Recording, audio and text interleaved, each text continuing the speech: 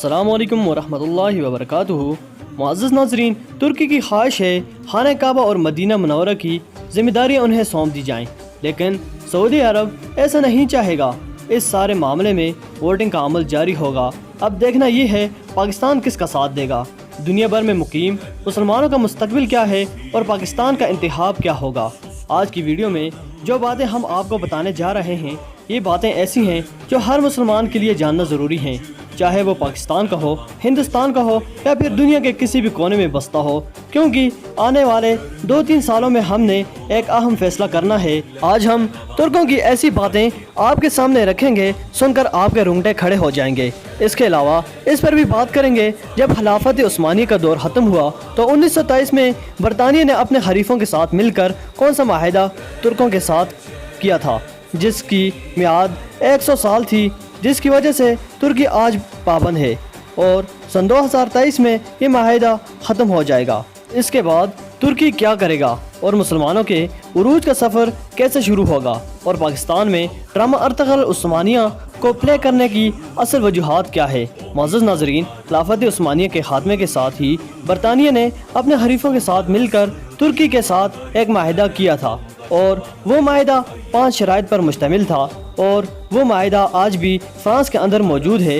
इस माहिदे से तुर्की को अपनी ही हुदूद में कैद कर दिया गया। इस माहिदे की पहली शर्त ये थी कि खिलाफत उस्मानिया को ख़त्म कर दिया जाए और फिर खिलाफत उस्मानिया के जानशीनों को ख़त्म कर दिया गया और जलावतन कर दिया गया और उनके तमाम असासा ज़ब्त कर दिए गए और तुर्कों को एक सेकुलर रियासत बना दिया गया। इसमें इस्लाम को हमेशा के लिए ख़त्म कर दिया गया। खिलाफत के ऊपर पाबंदी लगा दी गई और तुर्की को एक और पाबंदी का सामना करना पड़ा कि वो तेल और मादनियात नहीं निकाल सकता और पेट्रोल के लिए ड्रिलिंग नहीं कर सकता और वो सिर्फ बाहर से पेट्रोल खरीदेगा। इसके अलावा तुर्की बंदरगाह को बैनुल अक़वामी बंदरगाह करार दिया गया। जो मर्जी तुर्की आए, जो चाहे तुर्की से जाए, तुर्की उनसे टैक्स नहीं लेगा और ये माहिदा 100 साल के लिए तय पाया था और तुर्की ने इस माहिदे की खिलाफ वर्जी नहीं की। नाजरीन, तुर्कों ने एक लंबे अरसे तक हरमैन शरीफैन में आने वालों की मेज़बानी की है, इसलिए जब भी सऊदी हुकूमत हिजाज़ मुक़द्दस में जब भी तामीराती काम कराती है तो तुर्क लोग वहाँ से तब्दील होने वाली एक एक ईंट और पत्थर को उठाकर तुर्की ले जाते हैं। उसके बाद उन अशिया को तुर्की के एक अजायब घर में रखा जाता है जो कि इस्तांबुल में मौजूद है। इसका बुनियादी मकसद ये है कि वो अपनी कौम को बताना चाहते हैं कि अल्लाह ताला ने खाना काबा और मस्जिद नबवी की जिम्मेदारी तुर्कों के सफ़र 650 साल तक रखी है। तुर्कों के ईमान का अंदाज़ा आप इस बात से भी लगा सकते हैं, तुर्क लोग आज भी खाना काबा को पकड़कर और गड़गड़ा कर ये दुआ मांगते हैं, या खुदा अपनी नाराज़गी को ख़त्म कर दे, जो मेज़बानी का शर्फ हमारे पास था वो हमें वापस कर दे। इस वक्त हरमैन शरीफैन की जिम्मेदारियों का शर्फ आले सऊद के पास है।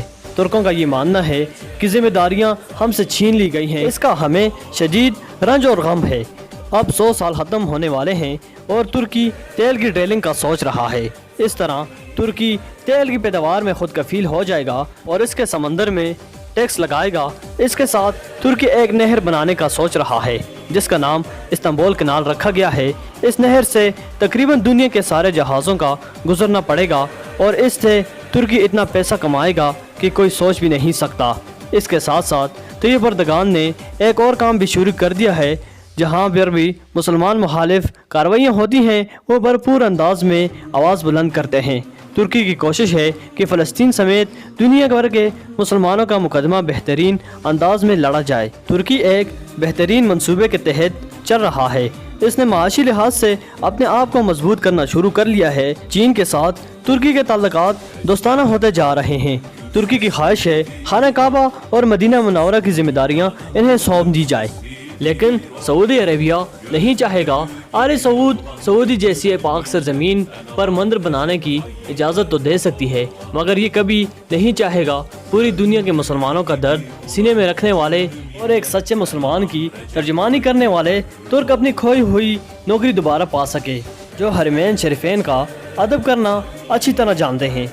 बेशक सऊदी अरब के हुक्मरान अब अयाश हो चुके हैं और अपने असल मकासद से हट चुके हैं, जहाँ जब ज़रूरत पड़ी मज़हब को इस्तेमाल कर लिया। ज़रूरत का तकाजा हो तो औरत की ड्राइविंग भी गैर इस्लामी करार दी गई। ضرورت پڑی تو ویلنٹائن ڈے بھی جائز ہو جاتا ہے۔ ضرورت ہو تو فلسطین کو شرعی تقاضا بنا کر امت کا مسئلہ کہہ دیا جاتا ہے، اور بھارت کی معیشت نظر آ رہی ہو تو کشمیر صرف پاکستان کا اندرونی مسئلہ قرار دیا جاتا ہے۔ لیکن یہ ترکی ہے کہ پاکستان کا نام بھی نہیں سوچا گیا تھا تو ہندوستان میں مسلمانوں پر ہونے والے مظالم کے خلاف آواز اٹھاتے رہے اور امداد بھی پہنچاتے رہے۔ ناظرین، اس سارے معاملے میں ووٹنگ کا عمل درکار ہوگا۔ اب دیکھنا یہ ہے کہ پاکستان کس کا ساتھ دیتا ہے اور دنیا میں مقیم مسلمانوں کا مستقبل کیا ہے اور پاکستان کا انتخاب کیا ہوگا۔ لیکن آپ اس سے سمجھ سکتے ہیں ارطغرل کو پی ٹی وی پر پلے کرنے کی اجازت کیوں دی گئی ہے۔ یقیناً پاکستان کی عوام کے سامنے حقیقت رکھنے کا ارادہ ہے، جو یقیناً ایک اچھا قدم اٹھایا گیا ہے۔ ویڈیو پسند آنے کی صورت میں لائکس اور کمنٹس ضرور کریں۔ اللہ حافظ۔